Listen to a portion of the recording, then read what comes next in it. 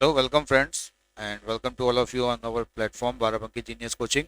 और जैसा कि आपको लिंक मिल गया होगा आज की वीडियो का, और हम लोग जो है वो आने वाले फोर्थ कमिंग जो एग्ज़ाम है सीटेट उसी से रिलेटेड क्वेश्चंस और उस टॉपिक्स डिस्कस कर रहे थे। तो देखिए, आज का जो टॉपिक मैंने लिया है उसमें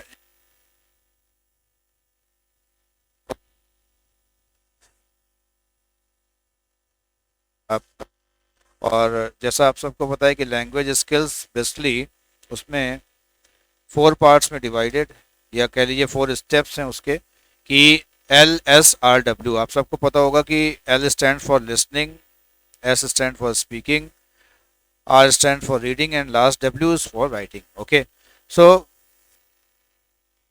आप भी जानते हैं कि सबसे पहले वो लिसनिंग होता है, यानी कि वो सुनता है, फिर सुन करके चीज़ों को वो स्पीकिंग बोलने की कोशिश करता है, और फिर उसको पढ़ना सिखाया जाता है यानी रीडिंग आता है, और अंत में लिखना यानी कि राइटिंग करना सीख जाता है।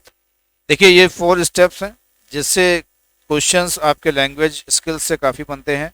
और आज का जो टॉपिक मैंने लिया है कि पेडागोजी ऑफ डेवलपमेंट या पेडागोजी ऑफ लैंग्वेज डेवलपमेंट, इस पॉइंट से कौन कौन से क्वेश्चंस आपको आपके सीटेट एग्जाम्स में मिल सकते हैं या उसकी आने की संभावना है। ठीक है भाई, चलिए।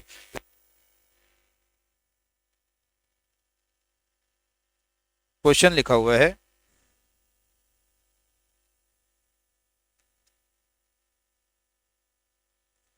द मोस्ट,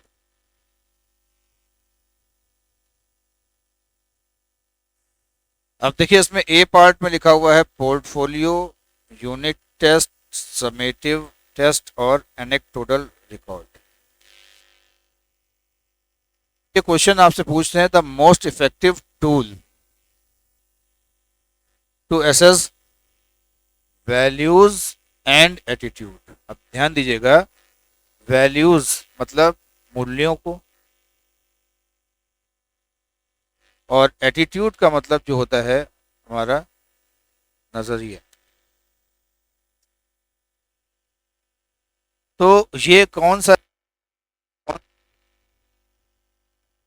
हम एक्टिव सबसे ज्यादा प्रभावशाली तरीके से एसेस, एसेस मतलब आकलन करना होता है, जिसका काउंट बनता है एसेस का। इसमें यूनिट टेस्ट से तो नहीं हो पाएगा, क्योंकि यूनिट टेस्ट में आपका ये एटीट्यूड वाला पॉजिटिव नहीं आएगा। समेटिव टेस्ट में भी नहीं हो पाएगा, क्योंकि समेट वो रिकॉर्ड होता है किसका,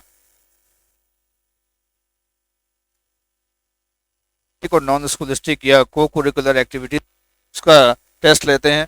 तो ये दो ऑप्शंस तो नहीं होंगे आपके। अब देखिए यहाँ पर एक पोर्टफोलियो लिखा हुआ है और एक एनेक्डोटल रिकॉर्ड है। ठीक है, तो पोर्टफोलियो क्या होता है? पोर्टफोलियो वो होता है जिसमें हम अपना रिकॉर्ड तो रखते हैं, लेकिन पोर्टफोलियो हमेशा जो बनाया जाता है तो उसमें पॉजिटिव चीजें ज्यादा रखी जाती हैं, यानी कि उन्हीं का समावेश ज्यादा होता है पोर्टफोलियो में। टोटल रिकॉर्ड की बात करते हैं तो इसमें एनेक्डोटल रिकॉर्ड में आप रिकॉर्ड है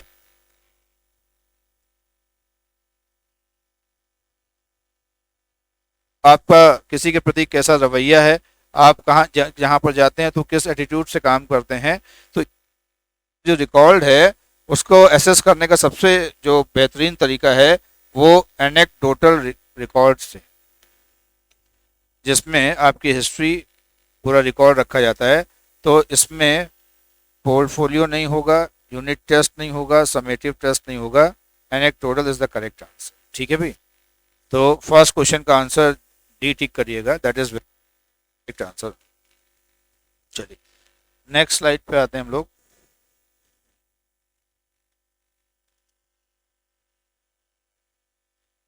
ठीक है,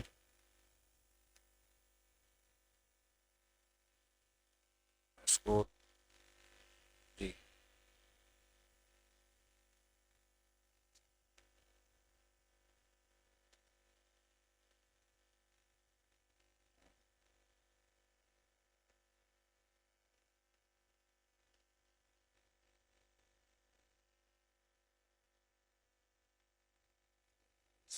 हाँ जी।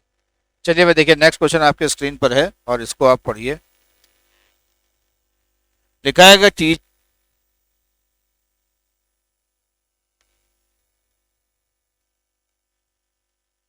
एक्टिविटी इज टू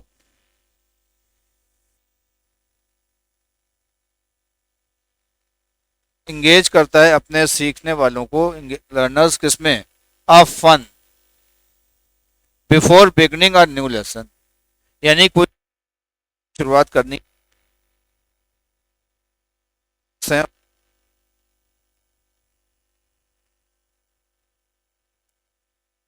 तो the purpose of the activity, तो ये इस एक्टिविटी कराने का पर्पस क्या है। मान लीजिए देखिए क्लास में जब आप नया लेसन या नया टॉपिक स्टार्ट करते हैं तो ऐसा तो नहीं कि आप गए और कहा कि बच्चों शुरू हो जाओ, ऐसा नहीं है। इसका मतलब कहीं ना कहीं आप जब छोटे बच्चों की बात करें तो मान लीजिए उनको कोई भी टॉपिक या कोई भी विषय का लेसन एक्टिविटी में इन्वॉल्व करते हैं ताकि उनका डाइवर्ट हो। अब आपको पता है कहीं किसी भी आंसर में अगर डाइवर्ट वर्ड आ जाए तो ये अपने आप में नेगेटिव वर्ड होता है, और अगर ये नेगेटिव वर्ड है तो ये आंसर नहीं हो सकता, क्योंकि कभी आंसर नेगेटिव नहीं पूछा जाता। रिड्यूस, रिड्यूस भी अपने आप में क्या है बताइए, नेगेटिव वर्ड है। लेकिन यहां पर क्या, रिड्यूस द वर्कलोड नहीं है, वर्कलोड करने के लिए अपने लिए वो एक्टिविटी,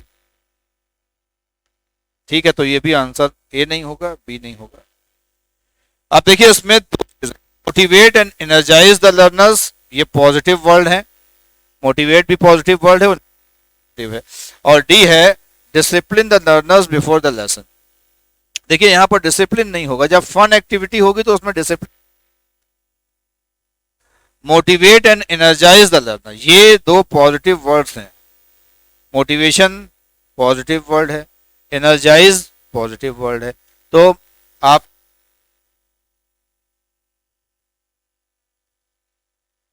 वर्ड हो तो आपका आंसर होने की संभावना ज्यादा। यहाँ पर देखिए डाइवर्ट था नेगेटिव, इसलिए मैंने इसको क्रॉस किया, रिड्यूस नेगेटिव था, ये क्रॉस हुआ, तो आंसर क्या हो जाएगा, डिसिप्लिन। यानी नया पार्ट पढ़ाते हैं और फन एक्टिविटी में अपने बच्चों को जोड़ते हैं, इसका मतलब वो अपने बच्चों को मोटिवेट करते हैं ताकि उनका इंटरेस्ट क्रिएट हो। टू द नेक्स्ट वन, फटाफट पढ़ते हैं इस पर।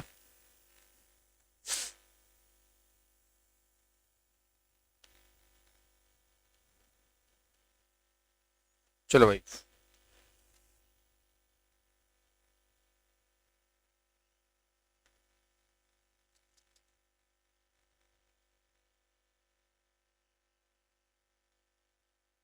दो शब्द हैं, एक ये लिखा है sensitised learners to rhythm and recite. Rhythm मतलब लय में, रिसाइट का मतलब बात करना, वो रिसाइटेशन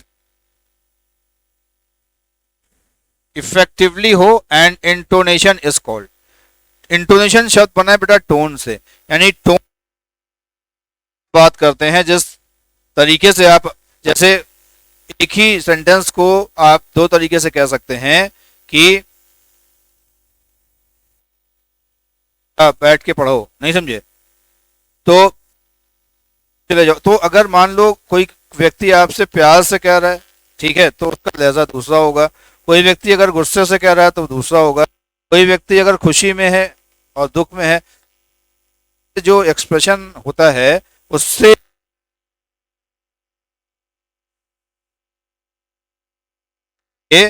लिखा है by making young learners listen to nursery rhymes and recite them effectively, कि आप कहते हैं कि बार बार अपनी राइम्स को पढ़िए और रिसाइट करिए। अच्छा, दूसरा bye making young learners copy out. अब देखिए इसमें कॉपी आउट है और आगे हैंड राइटिंग लिखा हुआ है, तो हैंड राइटिंग का कभी भी रिदम और रिसाइट से कोई मतलब नहीं, ये लिखने वाला है, तो ये ऑप्शन गलत हो गया। ठीक,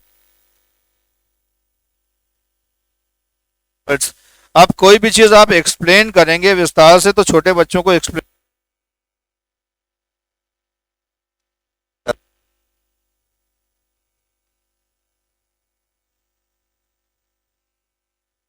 कि डिफरेंट मीटर्स एंड एक्सप्लेनिंग, फिर देखिए एक्सप्लेनिंग आ गया, ये गलत हो जाएगा आपका। अब देखिए हम लोग पहले क्वेश्चन जो ऑप्शन था उस पर आते हैं, by making your learners listen to nursery rhymes and recite them effectively. और यहां पर भी देखिए लिखा हुआ था रिदम एंड रिसाइट। तो अगर कोई छोटा क्या करेंगे, नर्सरी राइम्स को रिसाइट देम, बार बार उससे कहेंगे राइम्स पढ़िए और रिसाइट करिए, तो इससे वो सीख जाएगा कि किस सही शब्द का उच्चारण किया जाएगा और किस तरीके से उसको बोला। आंसर टिक करना है तो आप ए टिक करिएगा, बाकी सारे गलत हैं, बी गलत है, सी गलत है और डी भी आपका रॉन्ग आंसर। ठीक है, move to the next question please. चलिए पढ़ते हैं इस सेंटेंस को, क्वेश्चन क्या लिखा है।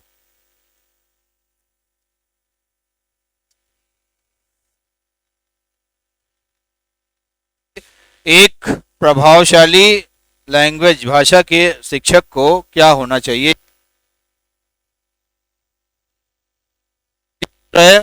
Will use the text books as well as other materials as sources for teaching. ठीक, फिर will prepare question papers using only the question given in the text book.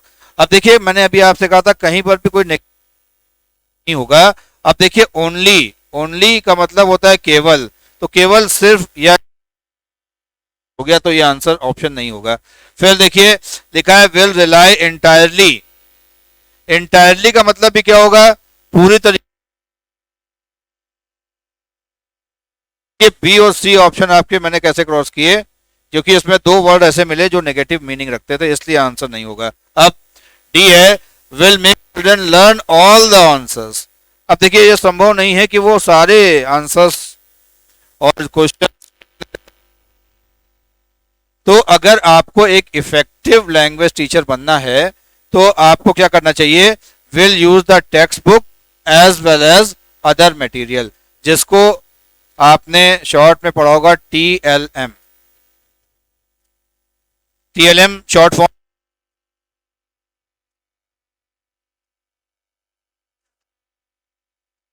जो हैं वो जब यूज कर तो एक इफेक्टिव लैंग्वेज टीचर आप बन सकते हैं। तो आंसर क्या होगा इसमें, ए हो जाएगा। ठीक है भाई, तो देखिए मैंने वर्ड्स को ढूंढिएगा तो वो ऑप्शन आपके एलिमिनेट हो जाएंगे, आंसर पर आसान। क्वेश्चन देखते हैं इसके बाद का।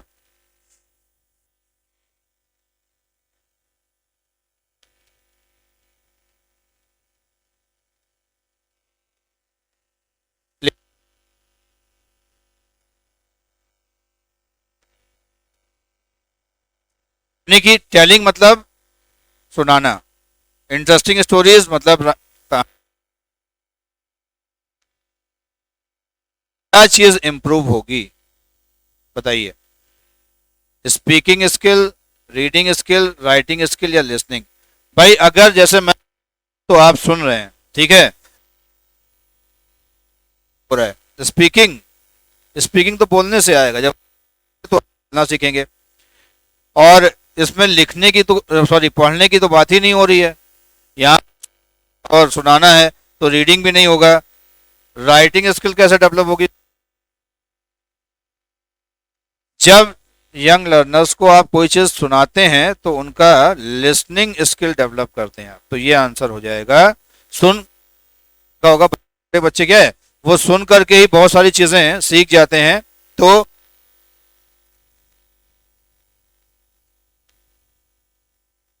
डेवलप होगा, यानी कि डी ऑप्शन करेक्ट है। नेक्स्ट क्वेश्चन देखिए, that is on your screen.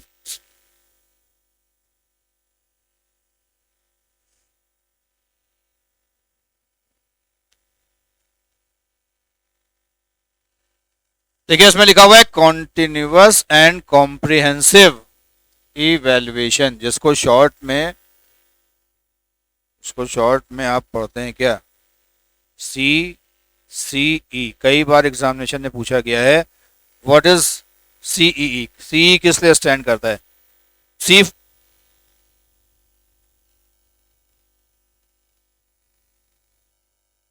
होता है जो चीज आसानी से पूरी तरह का मतलब कि अगर आपको एक है should be adopted by all schools because, अब ये एक ऐसा टूल है जो अधिकतर, भाई अधिकतर क्या, अभी ऑल स्कूल यानी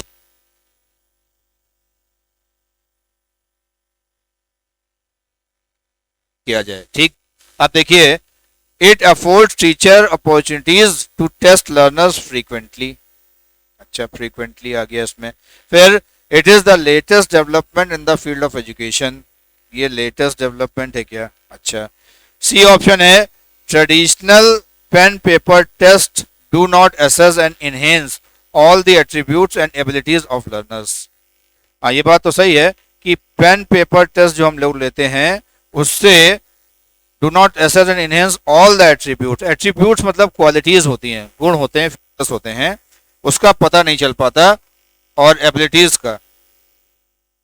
और it frees learners from studies and hard work. नहीं, ये तो नहीं होगा। अगर कोई लर्नर है उसको आप फ्री कर दें किससे? पढ़ाई से, तो ये तो नेगेटिव हो गया ना, तो डी ऑप्शन फ्रीज नहीं होगा।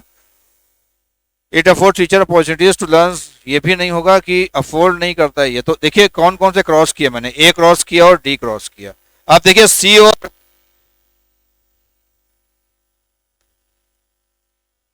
लेटेस्ट डेवलपमेंट है क्या वर्तमान में? ऐसा तो नहीं है, ये बहुत पहले से प्रक्रिया इन द फील्ड ऑफ एजुकेशन है, तो बी भी आंसर नहीं है।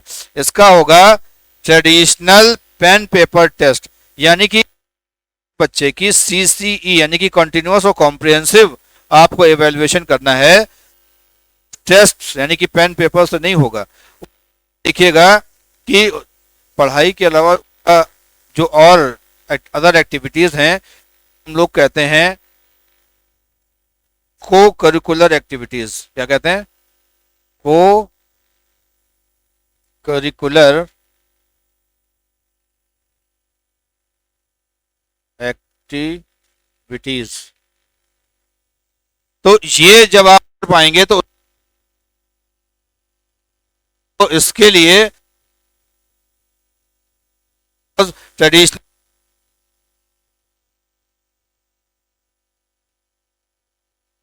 और इवेल्युएशन करना है, तो उसके लिए आपको ये वाली टेक्निक अपनानी होगी। तो इसका मतलब आंसर सी इज करेक्ट इस सेंटेंस का। नेक्स्ट क्वेश्चन देखिए, आपके स्क्रीन पर है।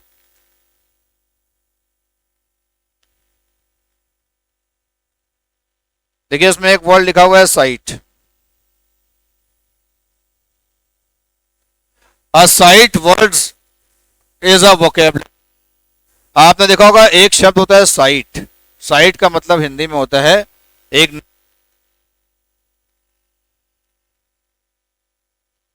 ध्यान दीजिएगा यहाँ पर साइट का मतलब वो पहली नजर, तो साइट का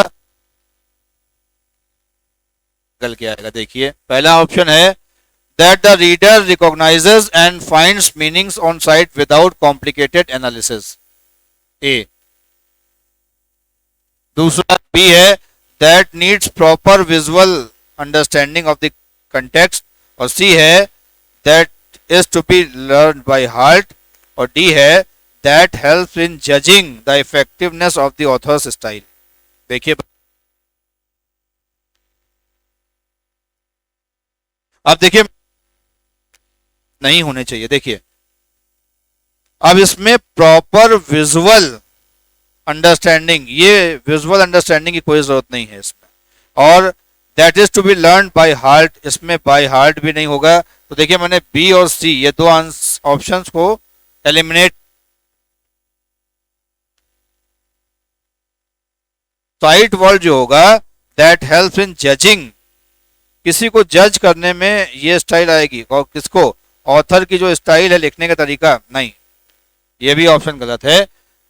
इसका मतलब that the reader recognises and finds meaning on the site without complicated analysis. नहीं समझे?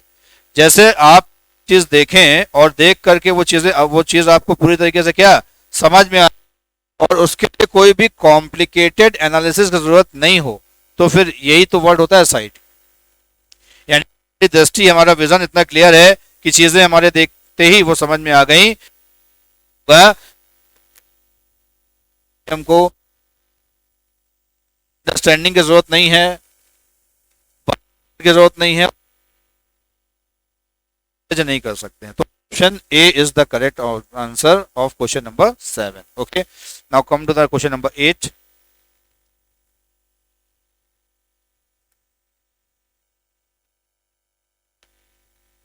क्वेश्चन नंबर 8 पढ़ो भाई, क्या लिखा है सब लोग।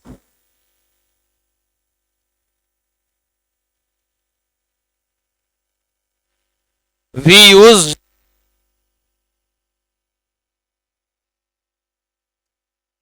को सिखाना है, तो वो कह रहे हैं हम लोग रियल ऑब्जेक्ट्स का यूज करते हैं to young children new words. मान लीजिए कोई नया शब्द नहीं सुना है, तो उस शब्द को अगर हम कोई ऐसे ऑब्जेक्ट के रूप में अगर वो शब्द है, तो ऑब्जेक्ट अगर दिखाएंगे तो और वो वर्ड समझाएंगे तो उसको ज्यादा समझ। अब ऑप्शन पढ़िए। We can teach vocabulary only, जहां ओनली आएगा वो ऑप्शन आपका नहीं होगा, याद रखिएगा। फिर young learners are not capable of abstract thinking. It helps learner associate words with the object they see in real life, और it helps in teaching the correct. नहीं, ये हेल्प तो करता है, लेकिन ऐसा भी नहीं किसी के द्वारा होगा। लेकिन ये एब्स्ट्रैक्ट थिंकिंग भी गलत है। यहां पर देखिए एक वर्ड लिखा हुआ था रियल, और ऑप्शन में भी आपके क्या आ रहा है, रियल, रियल लाइफ। यानी कि अगर हम को रियल लाइफ से जोड़ चीज सिखाएंगे समझाएंगे तो ज्यादा इफेक्टिव हम उनको समझा पाएंगे। ये ऑप्शन आप टिक कर दें, 100% आपका आंसर करेक्ट होगा। चलिए नेक्स्ट क्वेश्चन, क्वेश्चन नंबर 9 है आपका। चलो भाई पढ़ो सब लोग, क्या लिखा है भाई। लिखा है अगर कोई इंट्रोडक्शन दे रहे हैं आप और वो गुड है तो क्या होना चाहिए। पहला है short and to the point होना चाहिए, बिल्कुल सही बात है। बी पढ़ लेते हैं। Telling students anything that they can find out for themselves by reading the text.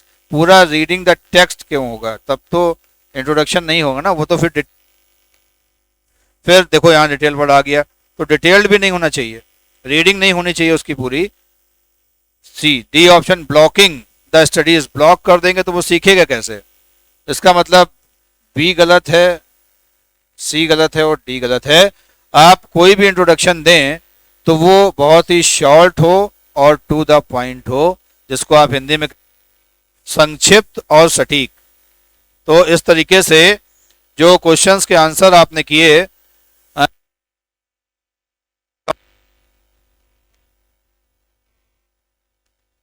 हो सकते हैं, प्रैक्टिस करिएगा और सीखते रहिएगा, और इसी तरीके से हम लोग नई सीरीज